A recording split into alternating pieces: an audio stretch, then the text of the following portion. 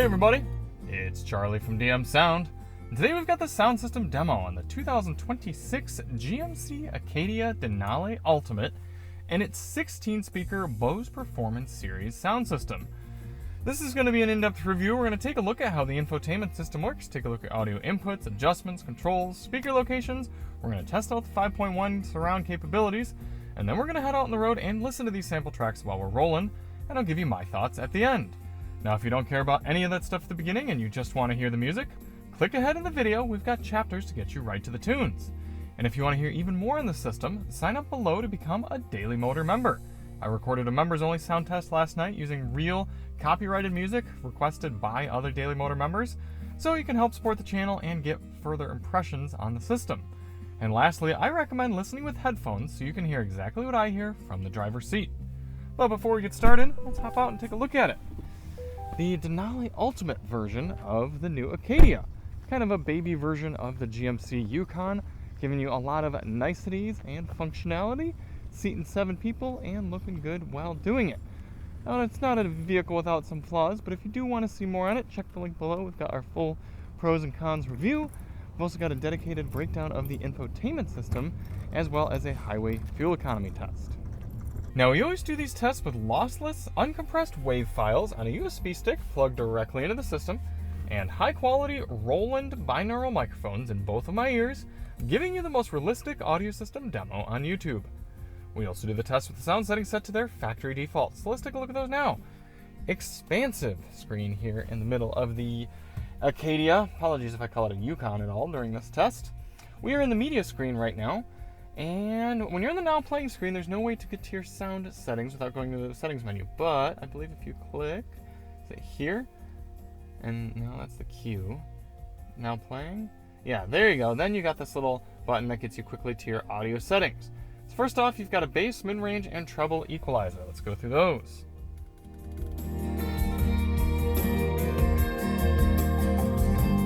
Come on. Really? You have to tap? Okay.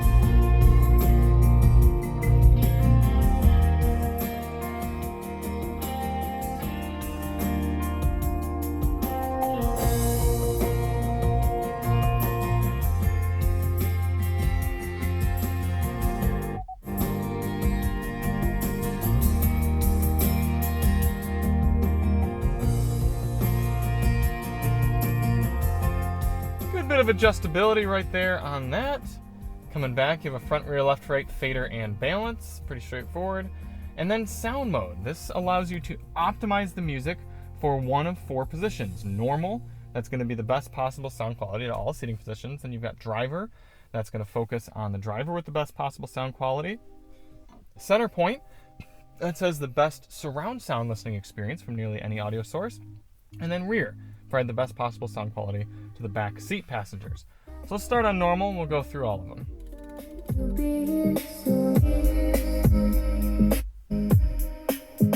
So now the music's nicely focused directly in front of me. Now it feels like it's coming from more around and behind me. And then it's just not really in phase for me here in rear. We're going to do most of the testing in this video in normal mode because that's supposed to kind of, well, maybe normal and driver because that's supposed to be the most ideal listening experience. However, in our members only test, I kind of went through all 3, driver, normal, and center point pretty regularly. And that's it for audio adjustments, although you do have Bose Audio Pilot, which is nice because that will adjust elements of the music to compensate for wind, engine, and road noise. And then one more audio setting that's not found in here, it's actually back under sounds, is maximum volume limit at startup. I like having that so that if you're rocking out at night, you come in, park the car, shut it down, get back in it the next morning, calm, ready to go to work, you're not going to be getting blasted with music at that same volume level. So that's it for audio adjustments. For audio controls in the Acadia, you have a nice volume knob here in the center. It's a fake knob, if you will, so really it's just causing the volume to adjust. You could spin it indefinitely. I think it's called a stateless control. And then you can click right in the center, just press that button to mute. So that's nice. You also got volume adjustments on the back right of the steering wheel. For track selection, no physical adjustment for track selection. So if you're in a different screen like this, say for example you got navigation up, if the passenger wanted to change tracks, they'd have to leave, go here, and then change it there, come on back. But the driver has track selection on the back left of the steering wheel. Speaker locations. Now this was kind of interesting because the window sticker for this car, I don't think they have one. Oh, we do have one in here. The window sticker actually only says 12 speaker Bose, but I'm fairly certain this is the 16. You can see right, where is it? Right there, Bose Performance 12 speaker system. And I think that's because the normal Denali Acadia for 2026 only gets 12 speakers, but the Ultimate has a 16 speaker system. So I think it's kind of funny that, yeah, I mean, I don't see it listed anywhere else that it should be the 16 speaker, but I will go through and show you here momentarily. Starting in the bottom left, you've got a door woofer 1, mid-ranger 2, and then 3, 4 up here. It seems like this should be a tweeter, or maybe that's a tweeter, and then this is like a 3D-ish mid-range, but they both seem to be in use. So I'm not exactly sure how those two are split up. And then you've got kind of a mid-ranger here in the middle, 5, 6, 7, 8, 9 over there. Coming into the back, we've got 10 kind of mid-ranger woofer there, 11 tweeter, 12, 13 over on the other door. Then if we open the cargo compartment in the D pillar, we've got some mid-rangers there giving us 14 and 15, although interestingly they're facing this direction. A lot of times we see D pillar speakers on that side, so they kind of come into the cabin. So that's a bit strange. And then way under here where the subwoofer is would give you, where the spare tire is I should say, gives you a subwoofer with 16. Before we head out on the road, let's test out the 5.1 surround sound capabilities of this system. I'm going to use the ImmersiveAudioAlbum.com surround demo track. Audio album sound configuration test. Left. Center. Right. Left surround. Right surround. LFE. Okay, so that's interesting. It's just down mixing down to 2 channels from 5 channel. Now it's down mixing properly. Now, some people have asked before in the comments, okay, well, don't you have to be in the surround sound setting in the car in order to get surround to work? And usually that's not the case, but just to prove it here, we'll change sound mode over to center point and we'll repeat the test. You gotta go all the way, you go home, audio, there we go. Left. Center. Right. Left surround. Right surround. LFE. See, same sort of thing. We will double check and just make sure our other surround sound front, left, test doesn't do anything different. front, right, front, center, rear, Yep, left, same deal. rear, So with that, right. let's head out on the road.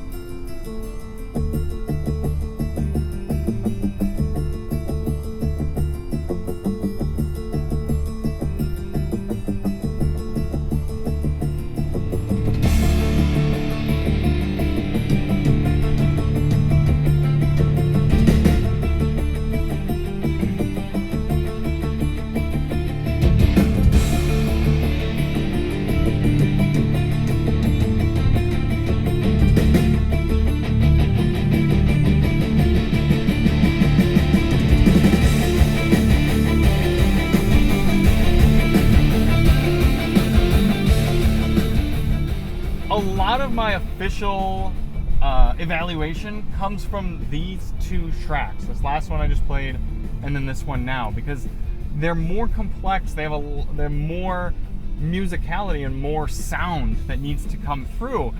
And oftentimes you'll be at a dealer showroom or something like that, or you'll be kind of just checking out a car in a parking lot, and you'll turn up some basic music, some pop music or something, or country, and you'll be like, oh wow, that sounds really good, that's great.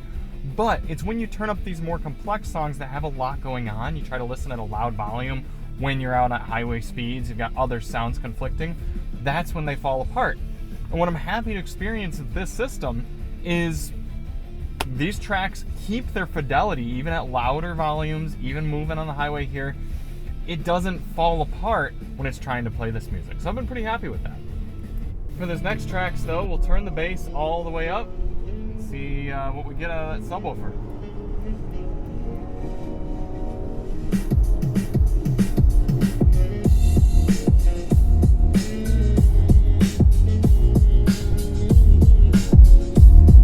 Levels of bass, okay.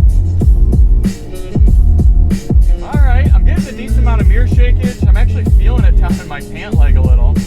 I would like to have a little bit more carry from the rear, a little bit less from the front. But it's not really just getting distorted or anything. Not too badly. So, not too bad. I'll be curious how this one fares.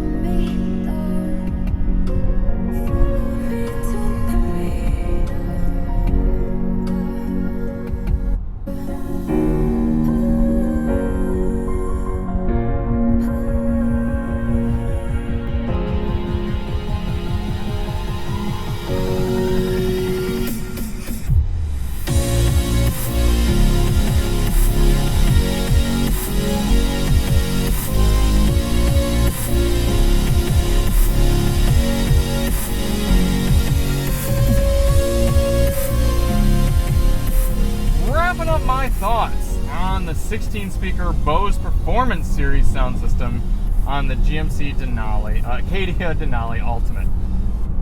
All things considered, I'm happy with this system. Now, for those of you who don't understand, and I put a little bit of this on Bose for maybe not the best marketing, but a Bose Performance Series sound system has to meet significantly higher standards than a standard Bose system or a Bose Premium or anything like that. It's got to have these metal speaker grates, and it's got to sound good enough. Like, it has to meet a higher standard. And I'd say this reaches it. It really does. It's a strong system. I don't really love how forward the soundstage is. It almost is like a sound bar in front of you here. Now, center point obviously wraps that around a little bit more, but then at the degradation of the true audio fidelity. But the fact that I can crank up my music and listen loud and enjoy it, I like it. Now, I would also like to have a little bit more upper bass and lower mids coming from sort of down here in the doors and just driving the system a little bit more. Again, that's more of a tuning preference than an actual fault of the system. So, against all different sound systems, price and vehicle not being considered, this is a strong B. This is B+, knocking on the door of A-. It would just need a little bit more pizzazz and wow factor for it to kick into A. And for the price point and the type of vehicle it is, that kind of matches as well, B+. I think it's definitely one of the stronger systems in the segment. I could maybe even see it squeaking into A-, but the problem is you got to consider this is a $67,000 car. So once you start comparing it against other $67,000 cars, yeah, B+ kind of makes the most sense. So thank you all so much for watching. If you do want to see more on the Acadia Denali, check the link below, and we'll see you on the next one. I'm Charlie from Daily Motor and DM Sound, and as always, drive on.